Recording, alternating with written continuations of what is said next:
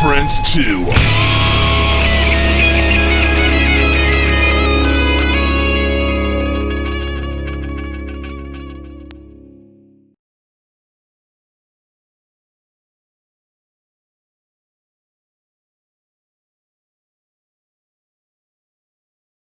This is BleachBANGS Music, and I am sitting in with Gary and Mike from Walker's K, a band from Toronto, Canada. How did you guys come up with the name Walker's K? The name actually came from the Bahamas. Believe it or not, Walker's K is an out island of the Bahamas. It's the northernmost island of the Bahamas. And about 1997, I'm a private pilot. Me and a couple of friends flew there for a vacation, and I spent about a little bit over a week there, and I wrote a lot of cool songs. I thought they were cool at the time. Right. And I said, you know what? If I ever start another band, I would love to use this name as a band, Walker's K. So that's how that came about. Mike, you want to tell them how we met? Yeah. Gary owns a really amazing radio station, and actually I was a guest on one of the shows, and we just got talking about music, and I told him I play guitar, and he says, do you want to join my band?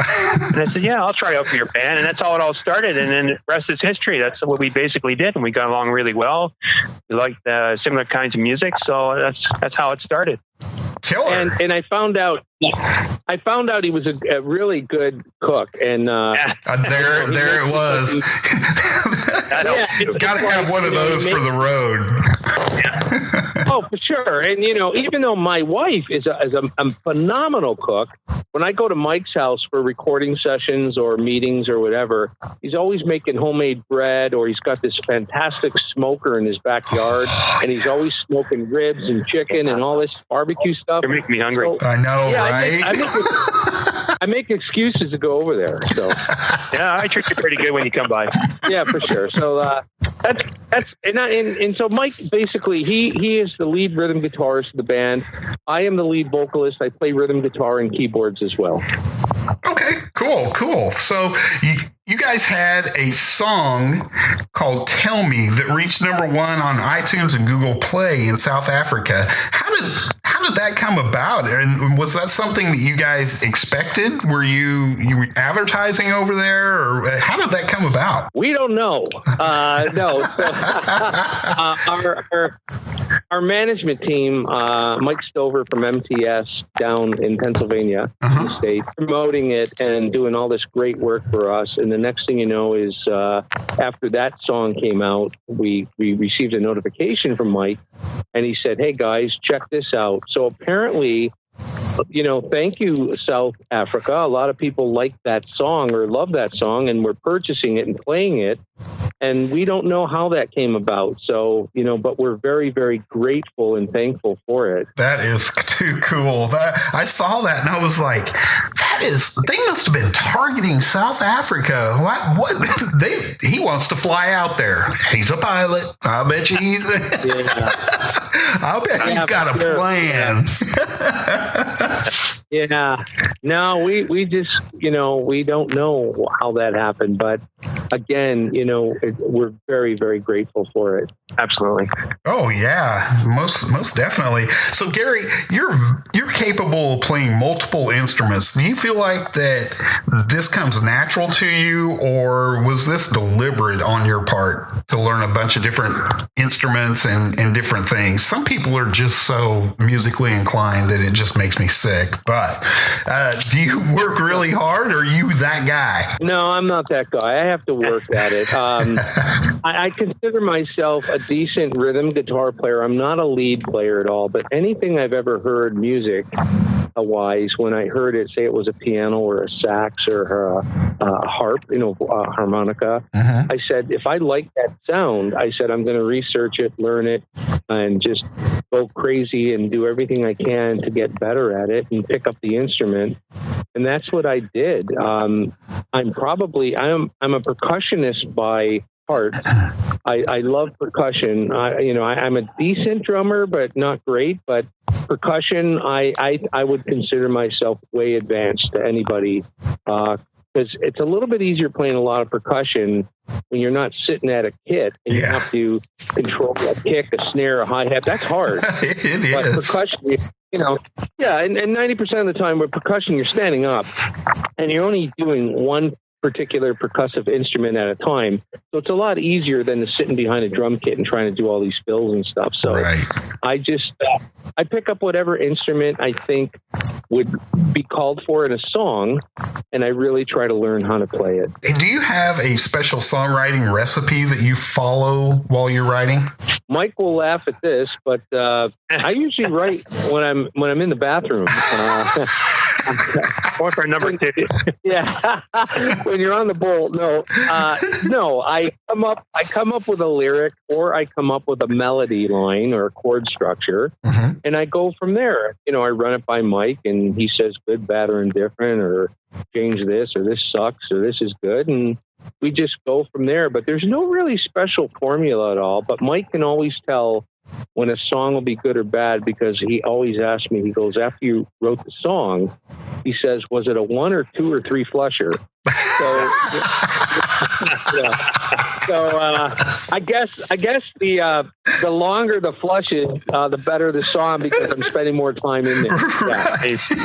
And by the way, just to let you know, and we respect this, a lot of people don't like our music or hate it, and they would say all of our music should be going down the should be flushers.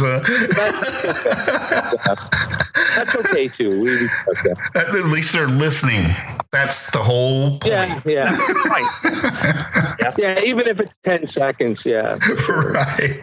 Do you have any plans for after the Rona ban is lifted? Well, number one, we want to get back to rehearsals, because I haven't sang in several months.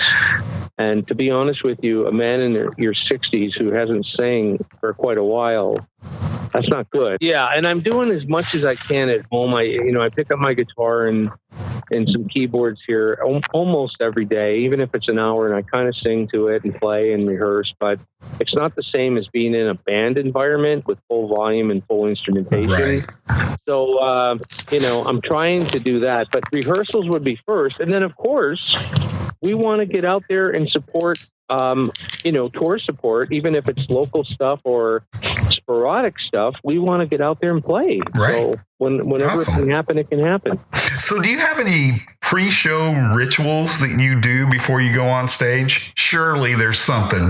Well, for me personally, as the vocalist, I try to do a little bit of warm-up, some scales, some octaves, that type of thing. I try to stay hydrated. I don't do a lot with guitar stuff where Mike would, because, he's playing a lot of leads, so he has to keep his fingers limber and moving.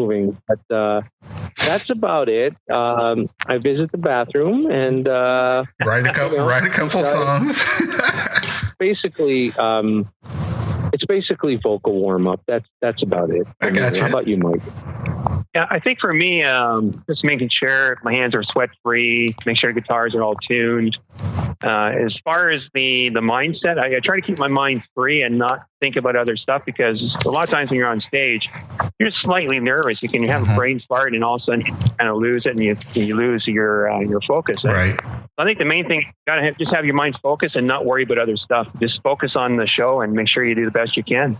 Sometimes the waiting part before the show can be a little nerve-wracking on the brain. Yeah, and nervous. The wait time is.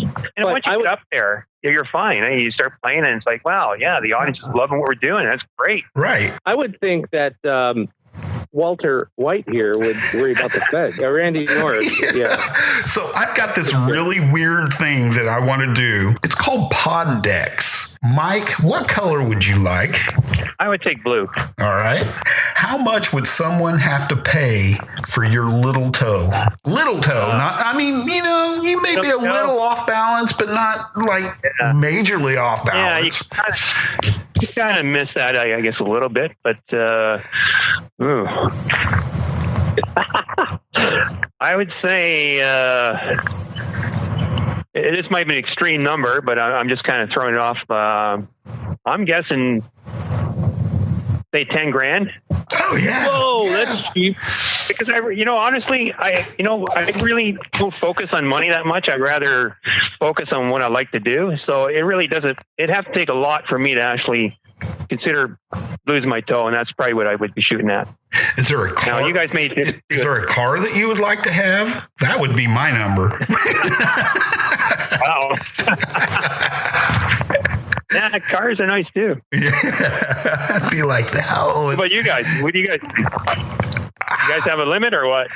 You know, I think my thing would just be, it wouldn't be me missing it. It would be the initial getting it done piece of it. I think that's where the money would have to come in, because anything after that, I'd be like, oh yeah, well, there's a healing process afterward. But it's the initial whack that would probably get me and boost the price up. All right, Gary, your turn. So red, black, green, or blue? My favorite color, red. All right. So pull a tooth with a pair of pliers or brand yourself with a cattle prod. Oh.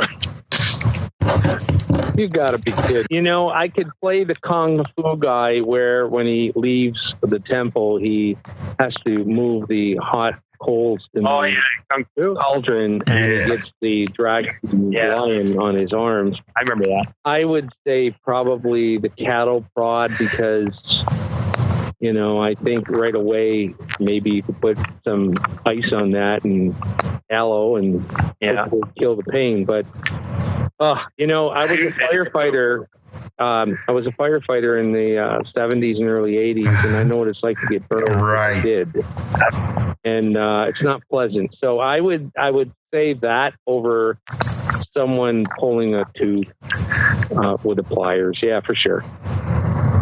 I think I was going that way too. I was thinking just like you were. You can instantly get ice to it and kind of take care of it. But there's and having a tooth that's not ready to come out. Oh no! Yeah. Once it's out, it's gone. It's finished. Yeah. Right. At least your skin would heal. Right. And I bet you. You know what? I'm talking to Mike for a second. You know what, Mike? This interview is Walter White. It is, yeah. You know? Yeah. Oh my goodness! Come on here. I just, you know, wow, this is.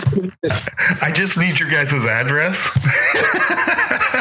Yeah, right. You know, it's like candy. We're coming on this interview. It's like, okay, we're going to talk music and stuff, and we're talking losing body parts, literally. Yeah. It's like, wow, what the heck? Yeah. Well, that's all I've got for y'all.